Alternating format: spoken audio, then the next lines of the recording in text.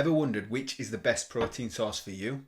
Today we're ranking the best protein options, from your everyday favourites to your actual true powerhouses. But there's a twist. I'll be mixing things up compared to how other people normally rank these options. So you have to stay tuned to find out where your favourite might land. Hey everyone, and welcome back to the channel. If you're new here, I'm Ashley, and today we're going to be going through the best protein sources that you can choose when you're on a weight loss journey to make it easier, more sustainable and more enjoyable. So in today's video we're talking about protein, the literal building block of life. Every single person who gets into fitness make protein their best friend. But not all proteins are the same. There's many different options out there that you can choose from. So sometimes it's hard to know which are the best ones, which ones you should be consuming more of, and which ones you don't really need to think about at all. So I'm going to rank them in 5 different areas. First one is taste. Second one is how versatile they are as a food product. How many different recipes can you fit them in? How many different ways are there of cooking them? The third one is the calorie content. We all know to lose weight you need to be in a calorie deficit, so which are the best options when it comes to protein versus calorie? What is giving you the most bang for your buck? Fourth one, and one of the most obvious ones, is obviously the protein content, and the last one is how filling they are. Protein is known to be the most filling item of food that you can eat, but different protein sources fill you up more than others, so we're going to take that into account as well. Before we kick things off, I need to ask you to subscribe to the channel. I'm going to start putting more content on this channel to help you make your weight loss journey easier, more enjoyable, more sustainable. So hit the subscribe button if you want to see more content from me. Just a quick refresher on protein. Protein is essential for repairing tissue, building muscle and supporting your overall health. Whether you're bulking up, slimming down or just trying to maintain the weight you're at now, protein is going to be the building block of that. It's important that you try and choose higher quality protein options. So let's start the list off and see what are the best options for you to choose. And remember, these are all just my opinion. I'm ranking these where I think that they should belong. So if you disagree with any of that, let me know in the comments and I'm more than happy to hold my hands up or have a chat with you about it. So let's start with one of the ones you might not consider before, but maybe you have, and that is an egg. An egg for me belongs in A tier. The reason I put it in A tier is because eggs are very versatile, have a decent amount of protein, but also it's a mix of protein and fat. It's not the highest amount of protein, so it would not belong in God tier on a protein list. They are very tasty. They're reasonably low in calories, so you can have quite a lot of eggs and still keep your calories down. And when it comes to the recipes, there's plenty of options that you can use to keep you full, to give you energy throughout the day. So egg definitely belongs in A tier. Milk. Now milk, I don't rate that highly when it comes to actual protein. It is a good food. It does have calcium. It does have some protein in. It does have some good fats in. But when it comes to actual protein list, I'm going to put it on a C tier. Yes, you should include milk in your diet. In terms of protein list, it doesn't rank that highly. Next is Greek yogurt. For me, Greek yogurt belongs in God tier. It's quite versatile. There's many different recipes out there you can see that include Greek yogurt. You can put it in a shake, you can put it in a smoothie, you can have it with fruit, you can have it with honey. On its own, it's not all that tasty, but when you make it in a decent recipe with added flavours, then it does become tasty. It's around 25 grams of protein for 250 grams of yogurt, and that's around 130 calories. So the ratios there are insane. You can have a lot of it, low calorie, high protein, God tier. No one else will change my mind otherwise. The next one is protein powders. Now, I was weighing, pardon the pun, I was weighing up which option I should put this in. I sort of put it between B and C, but I'm going to put it in B simply because it's quite low calorie for the amount of protein that you can have, and there's loads of different flavours out there, so you can class it as versatile. But in terms of fullness, I don't think it gives you the best option because it's a drink and it won't keep you that full for long. But like I say, if you struggle to hit your protein goals and you haven't got that many calories spare and you want pure protein, then protein powder is a good option for you. Next one is peanut butter, and this is going in D tier. Now if this was based purely on taste and flavour, this would be God tier. If you don't like peanut butter, then you belong in D tier yourself. Yeah, it's got some versatility. You can have it on toast, pancakes, whatever. It's multiple recipes that you can have, but in terms of protein versus calorie content and fullness, it's definitely one of the worst options you can pick. So yes, you can include it, but I wouldn't have it as a main staple of your diet because it's high calorie, not that high in protein, and that's why it belongs in D tier. Next one is tuna. Now tuna I am going to put in A tier,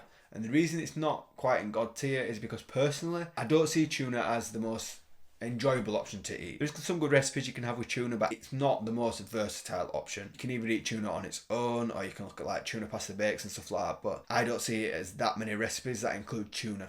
And it's not something that I'd preferably eat every single day. So that's the only thing that stops it being in God tier. Because in terms of protein versus calorie content and keeping you full if you do have them options, tuna is a great option when it comes to protein. But like I say, the taste isn't all there unless it's mixed in with a decent recipe. And it doesn't have the same versatility as some of the options that would be in God tier. Chicken breast, and chicken breast for me goes in God tier. The protein content is high, the calorie versus protein content is low. I see it as one of the most versatile options you can pick when it comes to your diet. Highly dependent on how it's cooked, the recipe you choose, but there are so many different options when it comes to chicken breast. When you get it right, it's unreal. People say they don't like chicken when their normal way of consuming chicken breast is plain and overcooked, which means it's dry and has no flavour. But if you get it right, you'll agree with me that chicken breast goes in God tier. Next up is cheese, and cheese for me goes in C. People love cheese. I like cheese as well, but in terms of protein source, I wouldn't consider it a great option. Yes, again, similar to milk, it's got the fats, it's got the dairy, but in terms of protein, it's not that high, especially when you compare it to the amount of calories that's probably in the cheese versus the amount of protein that's in there. So cheese belongs in C tier. It's not quite D tier because there is benefits and taste is good when it comes to cheese.